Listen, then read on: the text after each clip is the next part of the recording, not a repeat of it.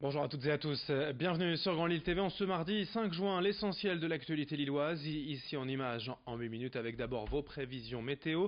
Un temps plutôt perturbé d'abord pour démarrer cette journée, un temps couvert, potentiellement humide, ça ira mieux cet après-midi avec le ciel qui va se dégager, laissant place au soleil. Attention car les températures seront quand même en baisse, 22 degrés de prévu pour aujourd'hui, mais un temps très agréable est annoncé quand même cet après-midi. Un risque orageux de nouveau en fin de journée, on en reparle bien évidemment avec les prévisions météo complètes en fin de journal. À la une de l'actualité, tout d'abord la pétition d'une crèche de la métropole lilloise contre la fessée. L'histoire se passe à Villeneuve-d'Ascq au sein de la structure associative Les Souriceaux il y a 4 ans. Une assistante maternelle avait été licenciée pour faute grave pour avoir mis une fessée à un enfant. Mais après avoir été jugé au prud'homme, le licenciement avait été requalifié en cause réelle et sérieuse, obligeant la crèche à payer plus de 16 000 euros d'indemnité à l'employé. Il y a quelques mois, l'établissement a fait appel de cette décision et le jugement est toujours en attente. Mais le directeur de cette crèche ne voulait pas rester à ne rien faire et il a mis en ligne une pétition contre la fessée. Il a déjà reçu 700 signatures et on l'écoute sur Grand Lille TV au micro de Nicolas Lebrun. Moi, en tant que directeur de structure, je dois à toutes les familles et surtout à tous les enfants leur sécurité physique, affective et morale. Au plus cette pétition est signée, au plus ça montre que y a des gens qui nous soutiennent aussi dans notre démarche, parce que on veut vraiment aller jusqu'au bout, dans le sens où on veut vraiment affirmer qu'il est strictement interdit de donner une fessée à un enfant, surtout en structure petite enfance. Il y a beaucoup de parents, justement leur retour c'est on l'a fait tourner à nos collègues, voilà, ils ont beaucoup partagé les pétitions, ils en parlent autour d'eux, donc on voit déjà le soutien des parents et du coup c'est plutôt pas mal. Autre info à Lille, un nouvel acte de vandalisme hier contre une enseigne de bouche. Cette fois, les militants de la cause animale s'en sont pris au restaurant Canard Street, rue de Béthune. Retour sur les faits, sur place avec notre journaliste Brieux Gorchy. L'enseigne Canard Street a été vandalisée ce lundi dans la nuit vers 4 heures du matin. Une dizaine de pierres ont été jetées sur la façade. Vous pouvez voir les impacts juste derrière moi. Un tag Stop Spécisme y a été apposé. Alors le spécisme, c'est le fait de distinguer les espèces, notamment l'homme par rapport à l'animal, de le considérer entre guillemets supérieur. Sur le web, une vidéo circule, c'est la vidéo en fait de surveillance de l'enseigne. On y voit deux individus cagoulés, vêtus de noir, qui jettent les pierres et inscrivent donc ce tag.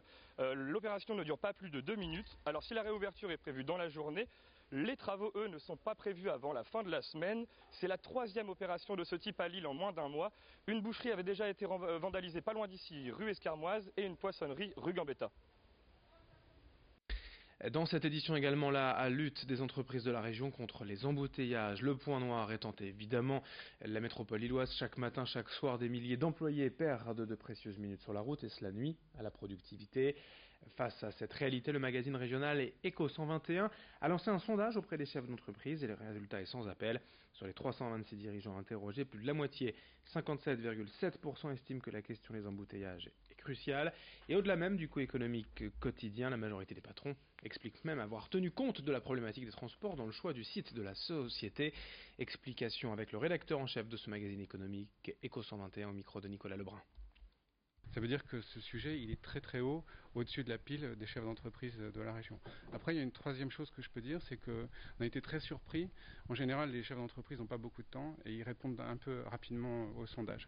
Là, ils ont pris le temps de répondre. Non seulement ils ont répondu à nos questions, mais ils ont fait des réponses, des commentaires extrêmement longs et qu'on a d'ailleurs publiés en ligne et qui montrent qu'ils ont beaucoup réfléchi à la question, qu'ils essaient d'y trouver des réponses individuelles, mais qu'ils essaient aussi de participer au débat collectif. Et donc on trouvait que c'était intéressant de nous-mêmes contribuer à la réflexion générale sur ce thème qui est capital pour l'avenir de la métropole lilloise.